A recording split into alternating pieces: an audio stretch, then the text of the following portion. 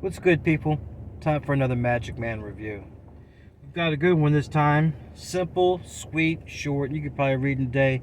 It's The Predatory Female by Reverend Lawrence Shannon. Okay. Along with The Manipulated Man by Esther Villar. I read this book probably about, I would say 10, 15, 20 years ago. 15 years ago. Back when game was in fashion.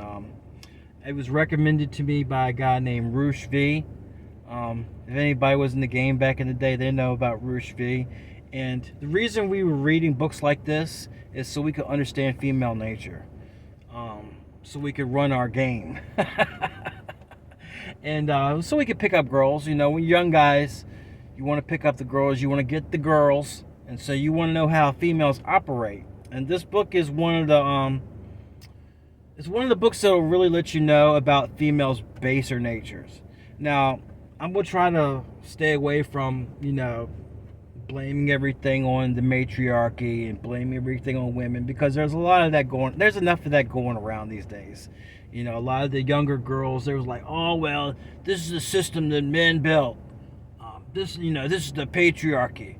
Well, listen, I'm out here every day working, and I've been working for a while, and I don't know about this system. I didn't build it for me. I'd be filming these videos on the front deck of my yacht if that was the case. All right. But this book is good because, unlike The Manipulated Man, which is good in its own right, and I'll link a description of the book review I did on this one on that video below. But this book actually stands the test of time. Most of it. It's a little bit dated, but not too much. The information really, it stands up. Esther Villar, in her book, it's dated because it was for a more traditional society than we are living right now. More people were getting married. They weren't doing this hookup or having this baby daddy stuff. That's not how things are these days. But this book, it does stand up because it deals with a lot of different things. It deals with females' baser nature. Okay, so if you read this book, you might come away thinking, oh, women are evil, blah, blah, blah. They just want to, they see us as ATMs, they're gold miners. That's not the point I'm trying to make with this book review, okay? But as a young man, you should read this book, okay? And it's a little small book. You can read it in a night or two. One of the good points about this book is that it shows some of the differences between how men think and how women think, how we're wired differently. If you didn't know that, we're not all the same. We're not equal. Men can't give birth to children. I don't care who tells you any different, but that's just not the case, all right? Men are outwardly focused while women are inwardly focused, okay? So take, for instance, if you go to the grocery store, you do your shopping, you pass the magazine rack, you're going to see that magazines that are catered towards men are like hunting and fishing, lifting weights, stuff like that. Outdoor stuff, popular mechanics, and magazines that are oriented towards women are going to be more inwardly oriented. They're going to be like glamour, me, fashion, cosmopolitan, me. But they're more focusedly inward because that's how we're wired. We're different, okay?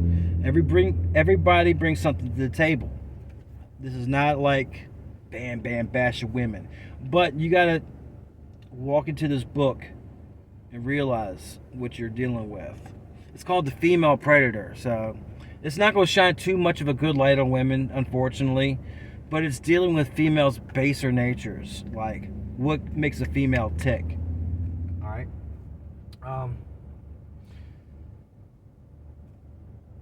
It goes over how females came to power and a little backstory to this. It kind of started with female emancipation when basically when women got the right to vote.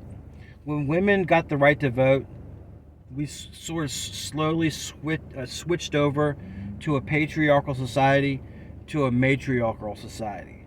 Back in the day when a man and woman got divorced, which was rare, the man got the children because he was the breadwinner.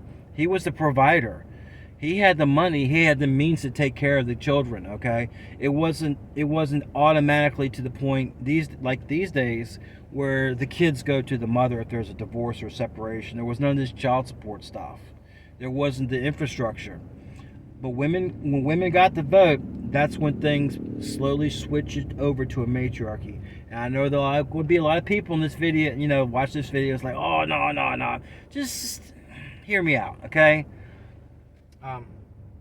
When a woman got the right to vote, the man no longer became the head of the household.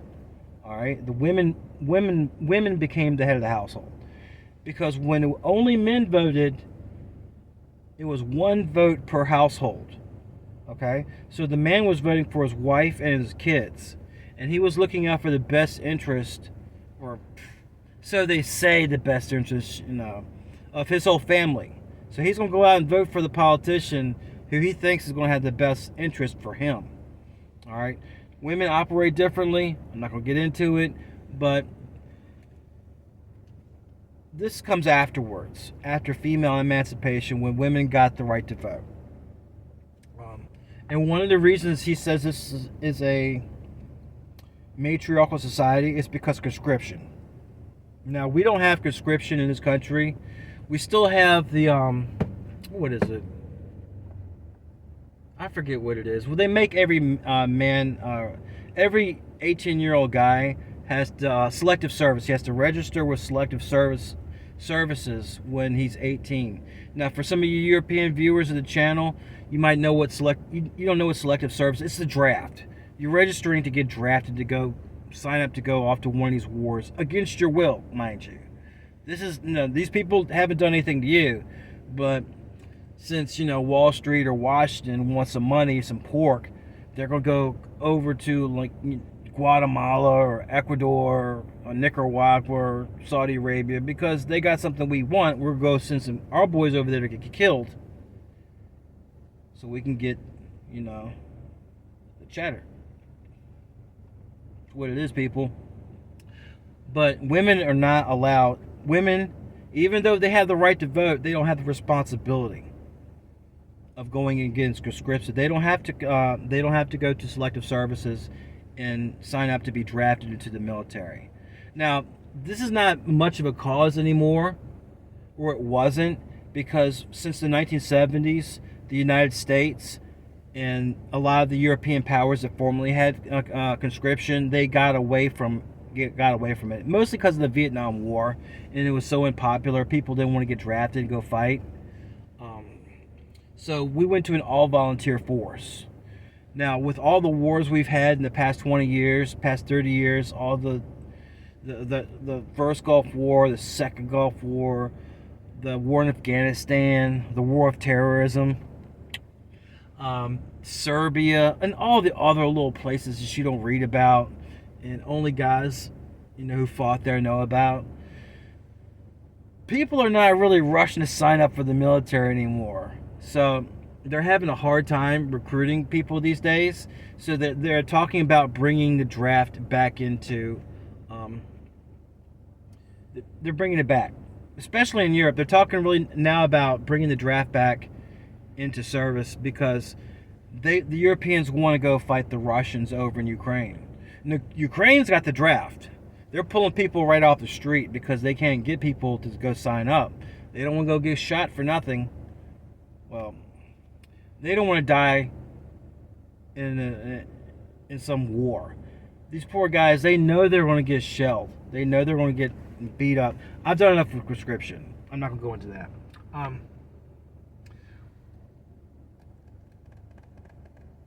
Now, this book, the reason it stays relevant is because it deals primarily with marriage, children, and divorce. And you have to read it for yourself. And if you haven't been to the ringer, if you're not one of these guys that's been married and divorced and has to pay child support, you're gonna like go in there with your little puppy dog eyes. Oh, she loves me. She's the one. Yeah, okay. until she's not. Until she takes you to the ringer. I've seen a lot of guys get divorced. I've seen a lot of guys get cheated on. And I'm not saying, I've seen women get cheated on. They have deadbeat, drunken husbands that came home and beat them. Okay, and in cases like that, yeah, kick him to the curb, all right?